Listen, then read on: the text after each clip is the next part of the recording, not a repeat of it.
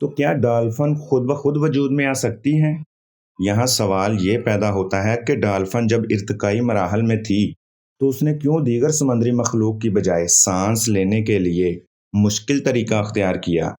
ناظرین، انسانوں اور دوسری زمینی مخلوقات کی طرح ڈالفن کے لیے سانس لینا غیر ارادی حرکت نہیں ہے، بلکہ یہ ایک ارادی فعل ہے۔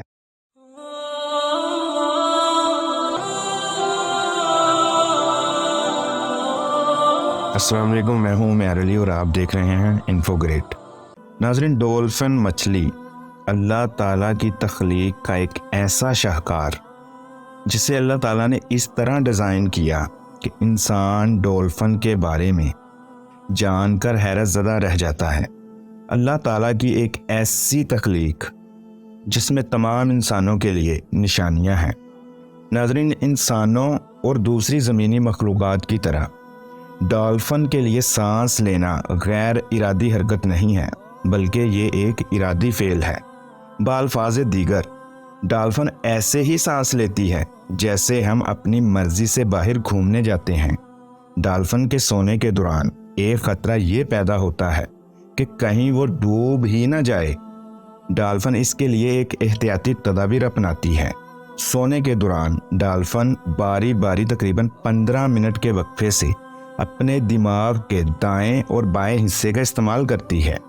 جب دماغ کا ایک حصہ سو رہا ہوتا ہے، ڈالفن پانی کی سطح پر آ کر سانس لینے کی غرض سے دوسرے حصے کا استعمال کرتی ہے۔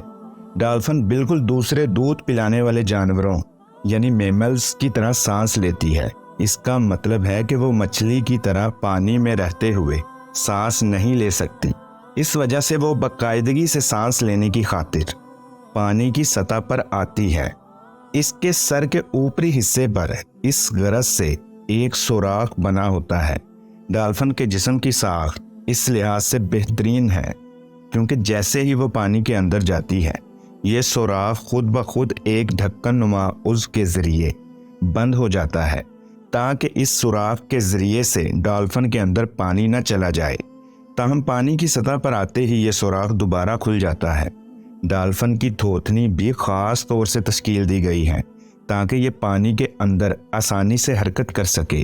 اس بناوٹ کے باعث اسے پانی کے بہاؤ کو کاٹنے اور اپنی رفتار میں اضافہ کرنے کے لیے بے حد کم طاقت خرچ کرنی پڑتی ہے۔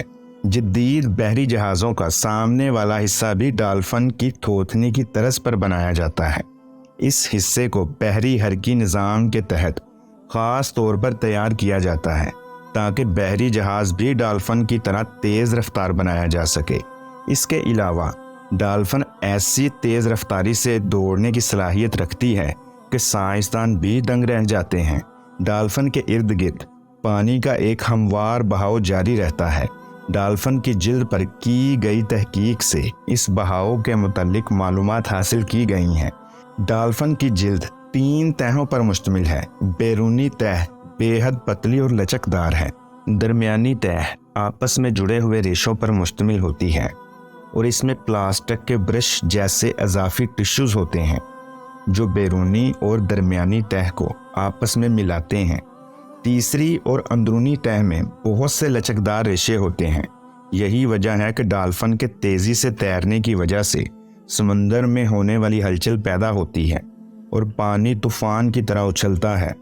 تو جلد کے بیرونی تہ اس ہلچل سے پیدا ہونے والے دباؤ کو جلد کی اندرونی تہوں کی طرف منتقل کر دیتی ہے جو کہ اسے اپنے اندر جذب کر لیتی ہے۔ اس طرح سے یہ ہلچل شروع ہوتے ہی ختم ہو جاتی ہے۔ ڈالفن کے جسم کی یہ ساخت جو تمام جانداروں میں صرف ڈالفن کے لیے مخصوص ہے، ایک ذہانت سے بھرپور ڈیزائن کی واضح مثال ہے۔ اللہ نے دیگر تمام مخلوقات کے ساتھ ساتھ ڈالفن کو بھی تخلیق کیا ہے اور پھر ان کے جسموں کی ایسی ساخت بنائی ہے جس کی وجہ سے وہ اپنے گرد و پیش سے مکمل مطابقت رکھتی ہیں۔ تو کیا ڈالفن خود بخود وجود میں آ سکتی ہیں؟ یہاں سوال یہ پیدا ہوتا ہے کہ ڈالفن جب ارتقائی مراحل میں تھی تو اس نے کیوں دیگر سمندری مخلوق کی بجائے سانس لینے کے لیے مشکل طریقہ اختیار کیا؟ اگر اسے پانی میں رہنا تھا تو اسے دیگر مخلوق سے مطابقت اختیار کرنی چاہیے تھی۔ در حقیقت تمام مخلوق کا خالق تو اللہ سبحانہ و تعالیٰ ہے۔ اور اس نے جیسا چاہا ویسا ہی تخلیق کیا۔ اللہ تعالیٰ نے قرآن میں یوں بیان فرمایا کہ بے شک آسمانوں اور زمین میں ایمان والوں کے لیے نشانیاں ہیں، اور تمہاری پیدائش میں بھی اور جانوروں میں بھی جن کو وہ پھیلاتا ہے یقین کرنے والوں کے لیے نشانیاں ہیں۔ ناظرین، یہ ہیں وہ نشانیاں جن کے بارے میں اللہ تعالیٰ بار بار قرآن میں ہمیں غور و فکر کرنے کو کہتا ہے۔ میری دعا ہے کہ اللہ تعالیٰ ہمیں اپنی نشانیوں پر غور و فکر کرنے اور بہتر طور پر سمجھنے کی توفیق عطا فرمائے۔